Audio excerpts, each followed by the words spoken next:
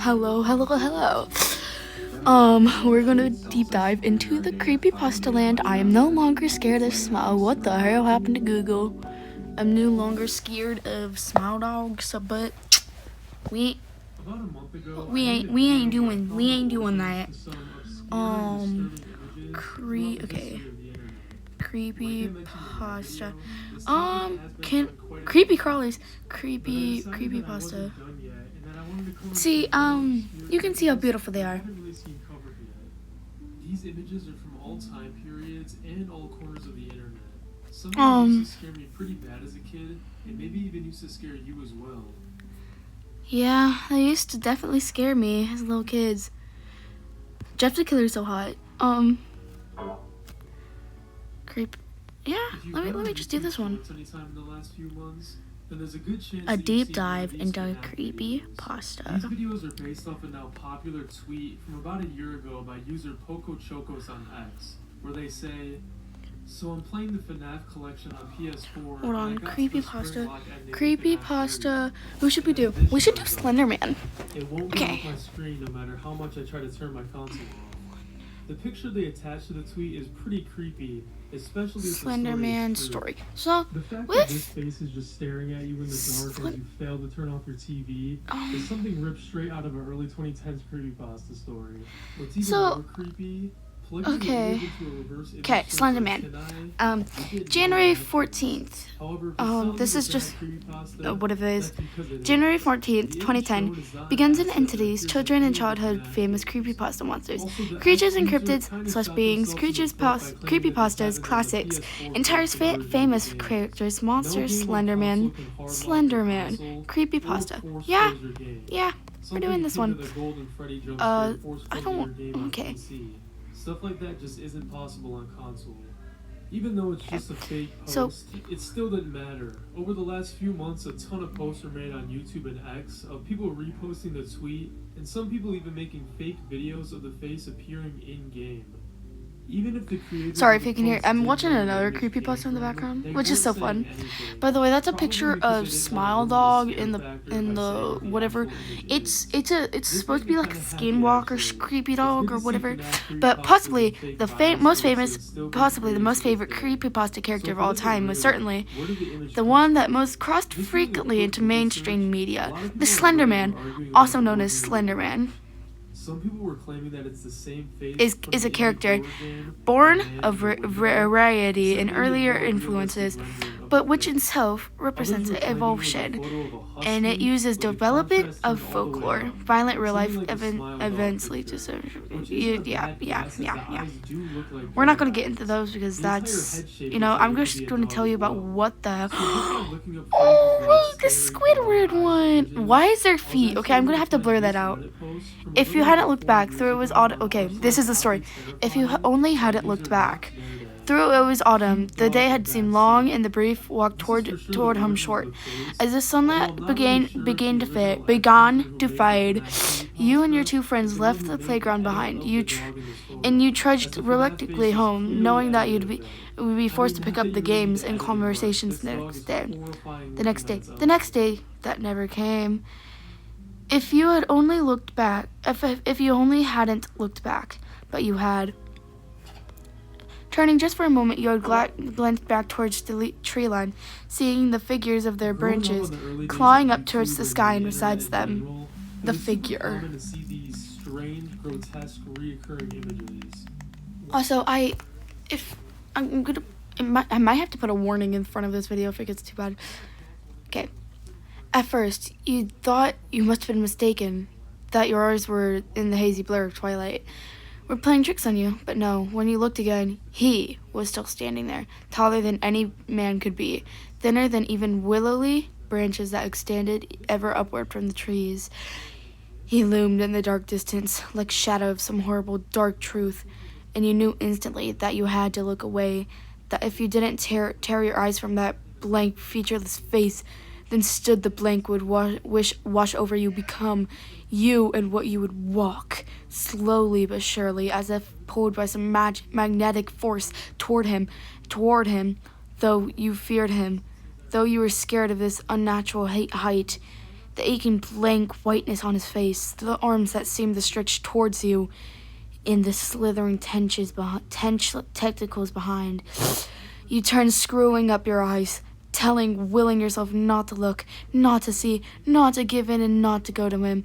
You scream to the others, telling them the same, telling them not to look, but as you open your eyes, you realize they've already looked. They're already gone. Yeah, that's that, I think. Slenderman appearance, we don't need this appearance. There. Slenderman is often said to be able to extend or stretch his limbs, particularly his arms at will, and either his tentacles protruding just visible from his back, or has tentacle-like appendages in place of his arms. The character commonly inhabits in liminal spaces. We love those. Totally. Such as entrance to woods or forests or areas or of abandoned ground on the outskirts of more populated areas. There are a wide variety of Slenderman stories out there. Much of the character's effectiveness comes from the fact that there is no single defined version. The initial post that intruded the character being no fragmentary quotes linked to an image rather than an actual short story or complete narrative. We don't need all that.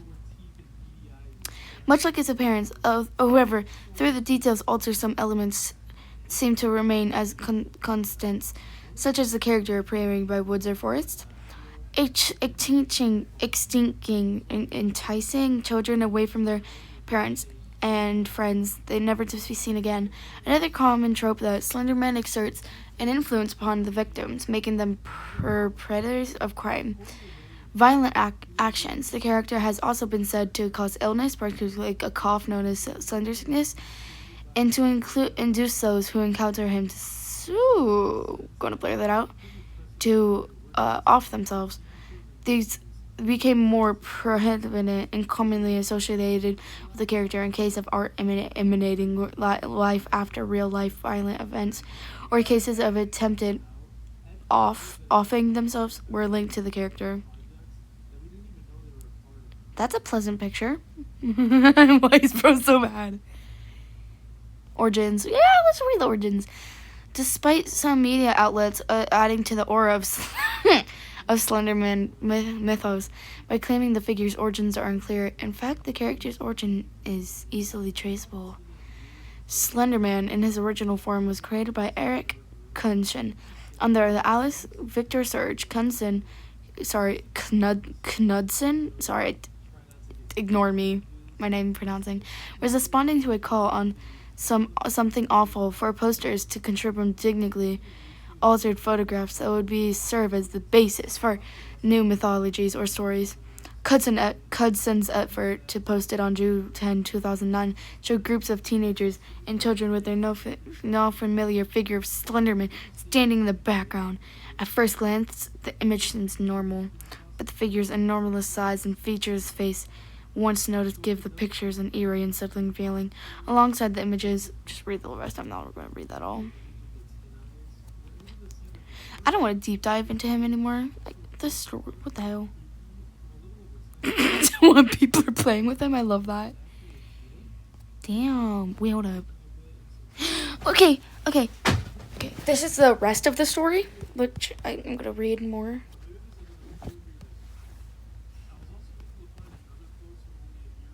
Okay, I need to get a charger. If it's not still there, let me check. Oh god, is it here? And it's here. Okay, let me grab you guys so I can continue reading Slender Man. Sorry, I love creepypastas. Okay, except Smile Dog. Smile Dog just is weird. Okay, hold on. Let me go down. Slenderman creepypasta story. This is it. Whew. After waking up with a jolt, the girl laid in bed a few seconds longer. Reaching over to the switch on her bedside lamp, she tried to remember exactly what what had stolen her sweet slumber away. Why she couldn't. The brunette swung her legs over the sides of the bed and heaved herself up, checking the time on her phone. She snorted when she saw it was midnight.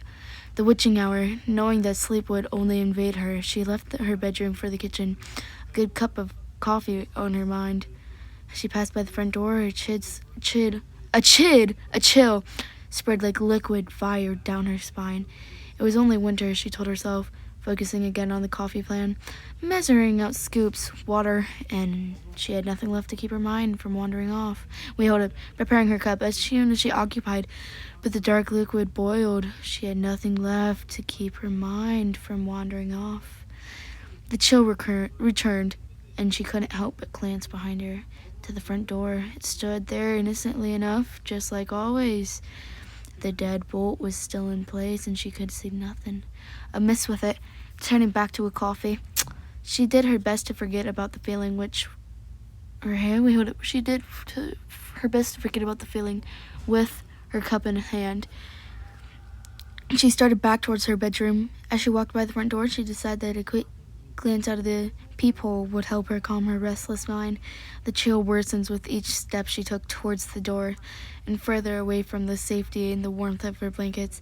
She pressed her empty hand against the cold metal door and took a deep breath before leaning her eye into the peephole. At first, she thought she could only see an inky blackness, and somehow seemed to swirl itself. When she blinked in surprise, the void melted away. She wished it hadn't. In this place were long and inhumanly awkward, bulky joints branching off into several arms. Not unlike the branches of a tree, the creature was draped in black suit, somehow managing the thing moved nightmarish. Nightmarish to her.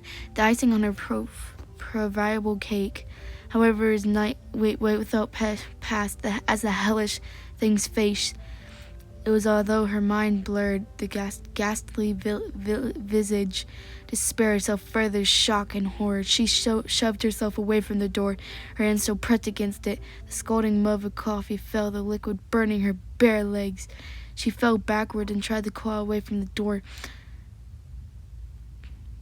She knew somehow that her mind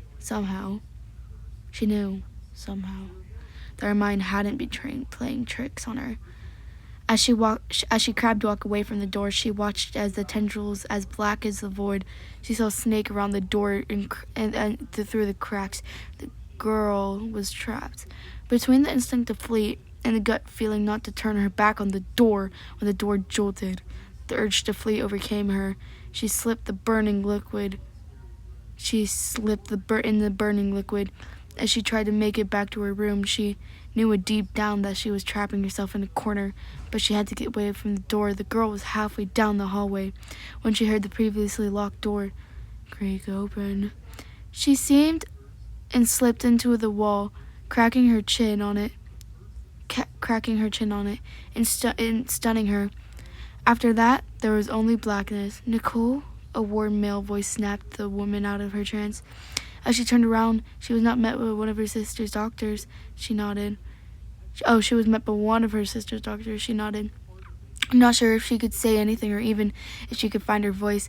Even if she did have something to say, that morning she had gotten an urgent phone call from the hospital saying that her sister, Lindsay, was there before they had even let her see the doctors, has pulled her off to the side and insisted that they talk to her about what might have happened. Phrases like self-inflicted insults had been thrown around, and Nicole felt her mind reel. She hadn't fully understood what they had been saying until she saw Lindsay with her own eyes. Her little sister had a bandage wrapped around her head, covering both of her ears as well as her eyes. They said to keep her now deadened eyes from drying out and tried to keep infection out of the wounds Lindsay had made to her ears. The doctors had guessed it, that either she or someone else had jammed a pencil into them to keep her off balance or to defend herself against something. There was a mix of first and second degree burns on her hands, legs, and feet from what seemed to be coffee. Her neighbors found slipped all over the entry to her apartment. As Nicole walked into the sister's hospital room, the first time she thought she had spied the silhouette of a man in the window. That, she knew, was impossible. His sister's room was on the third story of the hospital. Credit anonymous.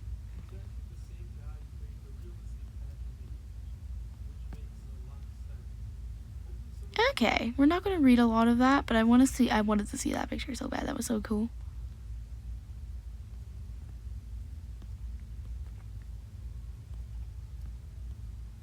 Okay, down to the next one. Okay, so since we have that one out of the way, what other famous creepypasta story can we do? No, we're not doing Smile Dog, you little...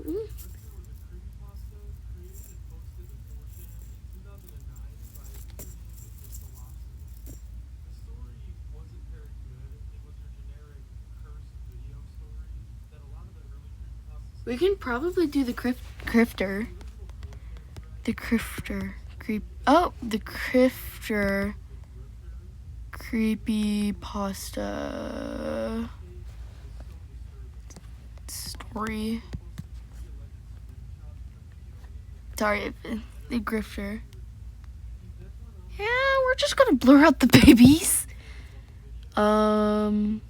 It was tied to a video, but I don't want to do that one anymore. Long Horse. Long Horse does SCP and a creepypasta. Cool.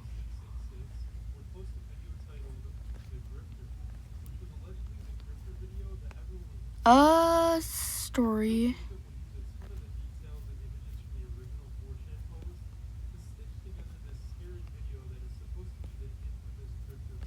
Okay, hold on.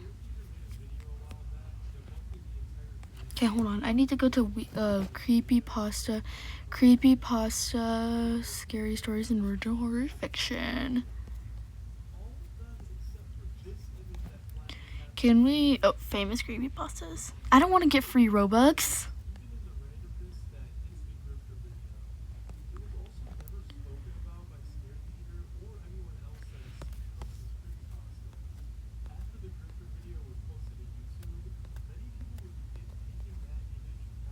The the hooded man.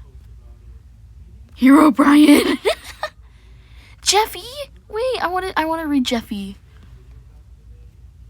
Oh, there's my boy Jeffy. Sorry, guys. You wake up at 3 a.m. disturbed by some subtle shifting and sound within the room. Just on the edge of hearing propping up one arm, you survey the room looking for some source of the noise, hoping beyond that you won't find one. At first, your eyes' hopes are raised. Everything seemed to be silent. Everything seems to be still, but it isn't. From behind the long, concealing drape of the curtain, a voice with flickering serpentine hiss whispers, "Go to sleep." Wait, hold up. Go to sleep.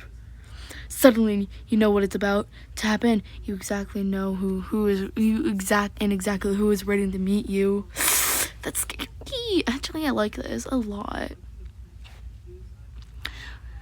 For those wanting a quick overview of the story, Jeff the Killer goes something like this. At a 13-year-old Jeffrey Allen, we love Jeff.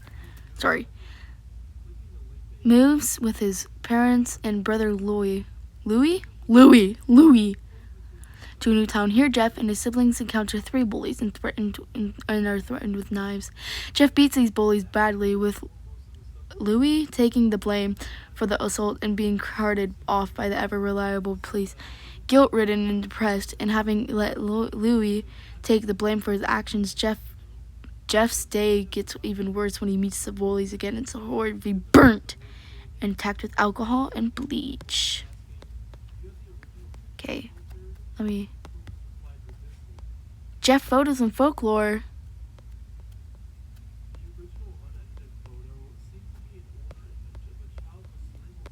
Jeff the Killer creepypasta story. Also, I hate that picture. After weeks of unexplained murders, the ominous unknown killer is still on the rise. After a little evidence has been found, a young boy states that he survived one of the killer's attacks and bravely tells him the story. "I had a bad dream, and I woke up in the middle of the night," says the boy. "I saw for some reason the window was open, even though I remember it being closed before I went to bed. I got up and shut it once more. Afterwards, I simply crawled under my covers and tried to get back to sleep. That's when I had a strange feeling, like someone was watching me. I looked up and nearly jumped out of my bed. There was a little ray of light illuminating from between my curtains. There was a pair of 2 eyes. These weren't regular eyes. They were dark, ominous eyes that were bordered in black and just plain out terrified me. That's when I saw his mouth, a long, horrendous smile that made every hair on my body stand up. The figure stood there, watching me. Finally, after what seemed like forever, he said a simple phrase, but it was only in a way that a man could speak. He said, "Go to sleep." I let out a scream. That's what sent him at me. He pulled out a knife, aiming at my heart. He jumped on top of my bed. I fought him back. I kicked, punched, I rolled around trying to knock him off me. That's when my dad busted in, the man trying to knock him off me. Threw the knife. It went into my dad's shoulder. The man probably would have finished him off if one of my neighbors hadn't alerted the police. They drove into a parking lot and ran towards the door. The man turned and ran down the hallway. I heard a smash like glass breaking as I came out of my room, and I saw the window that was pointing towards the back of my house was broken. I looked out of it and see him vanish into the distance. I can tell you one thing, I will never forget that face, those cold, evil eyes, the psychotic smile. They will never leave my head. Police are still on the look for this man. If you see anyone that fits that description of the story, please contact your local police department. Jeff and his family had just moved into a new neighborhood. His dad had gotten a promotion at work, and they thought it would be best to live in one of those fancy neighborhoods. Jeff and his brother Louie couldn't complain, though a new better house was not to come love. As they were getting unpacked, one of their neighbors came by. "Hello," she said. "I'm Barbara. I live across the street from you. Well, I just wanted to introduce myself and introduce my son." She turns around and calls her son over. "Billy, these are our new neighbors." Billy said, "Hi," and ran back to play in his yard. Well, said Jeff's mom. "I'm Margaret, and this is my husband, Peter, my 2 sons, Jeff and Louie." They introduced themselves. Then Barbara invited them to their son's birthday. Jeff and his brothers were about to object when their mom said they would love to, and Jeff and his family were done packing. Jeff went up to Mom. "Mom, why did you invite us to some kid's birthday party? If you hadn't noticed, I'm not some dumb kid." I almost said dumb kid. "Jeff," said his mother, "we just moved here. We need to show that we want to spend time with our neighbors. Now we're going to that party, and that's final." Jeff started to talk, but then stopped himself, knowing he couldn't do anything. Whenever his mom said something, it was final. He walked up to his room and plopped down on his bed. He sat there looking at the ceiling. Then suddenly he got a weird feeling, not so much pain, but a weird feeling. He dismissed it as some random feeling. Heard his mother call down to get his stuff. As he walked down to get it. He walked down to get it. The next day, Jeff walked downstairs to get breakfast and got ready for school. As he sat there eating his breakfast, he once again got that feeling. This time it was stronger. It gave him a slight tugging pain. He felt once it dismissed it again. As he and Louie finished breakfast, they walked down to the bus stop. They sat there, waiting for the bus. Then all of a sudden, some kid on the skateboard jumped over them, only inches above their laps. They both jumped back in inspires. "Hey, what the hell?" The kid landed and turned back to them. He kicked his skateboards up and caught it with his hands. The kid seems to be about 12, 1 year younger than Jeff. He wears a irresponsible shirt, and ripped blue jeans. Well, it looks like we got some new meat." Suddenly 2 other kids appeared. One was skinny and the other one was huge. "Well, since you're new here, I'd like to introduce myself. Other there is Kiff."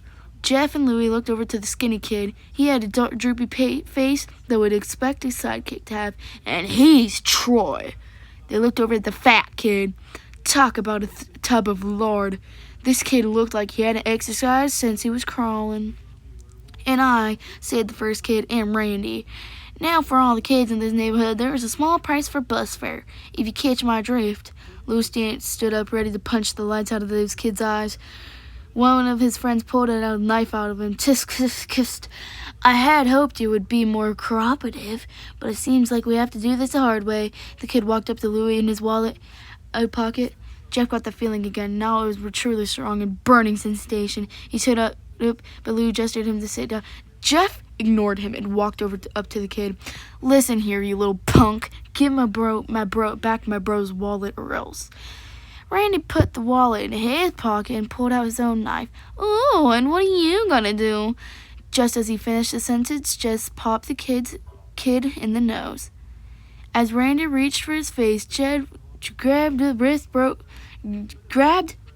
kid's wrist and broke it. Randy screamed and Jeff grabbed his knife from the hand. Joy and Kaddish rushed Jeff, but Jeff was too quick. He threw Randy to the ground. Keith rushed out at him, but Jeff ducked and stabbed him in the arm. Kath dropped his knife too and fell to the ground screaming. Troy rushed him too, but Jeff didn't even need the knife. He just punched Troy straight in the stomach, and Troy went down. As he fell, he puked all over. The Louis kid do nothing but look in amazement at Jeff. How'd you do? Was all he said.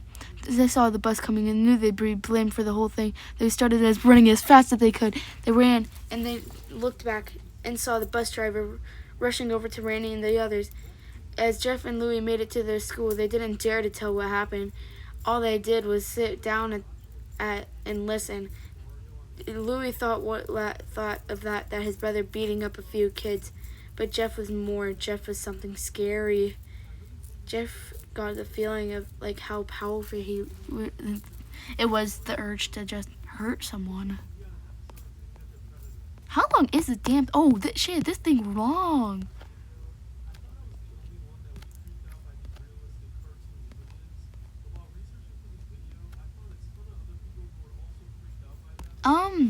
He didn't like how it sounded, but he couldn't help. Okay, I'm not gonna read the whole thing. You guys can do that. See ya.